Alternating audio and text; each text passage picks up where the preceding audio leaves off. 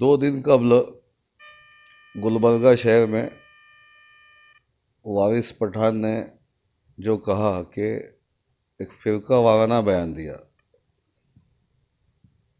कि 15 करोड़ जो है 100 के ऊपर भारी होंगे। और इसके पहले भी अकबरुद्दीन अवैसी साहब ने एक बयान दिया था कि 15 मिनट के लिए पुलिस को हटा लिया जाए। तो ये ज़हनियत जो है फ़िरका वाराना ज़हनियत की तरफ ले जाती है।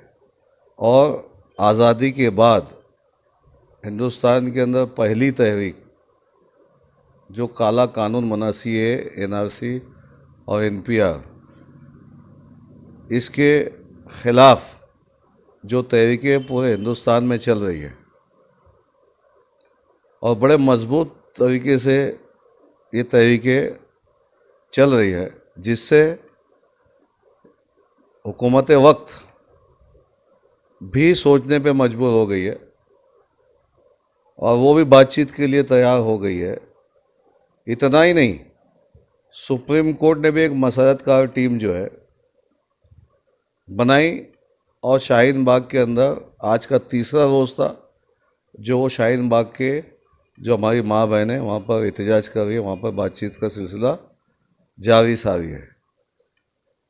ऐसे वक्त में वारिस पठान का ये जुमला,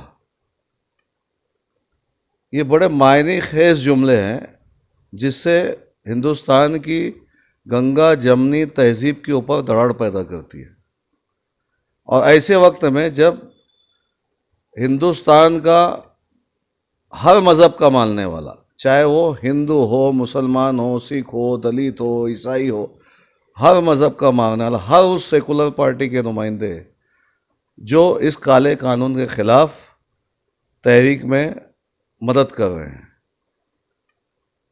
और ऐसे फ़िरका वाराना जुमले ये भाजपा को मदद करने के बराबर आज हिंदुस्तान का मुसलमान या हिंदुस्तान के 130 करोड़ जनता ये समझ रही है कि इन्होंने जो जुमले किए है, जो जुमला बोला है, ये दरार पैदा करने का है, तहरीक को डायनामाइट करने का एक सोचा समझा पॉलिसी बना करके बोला जा रहा है।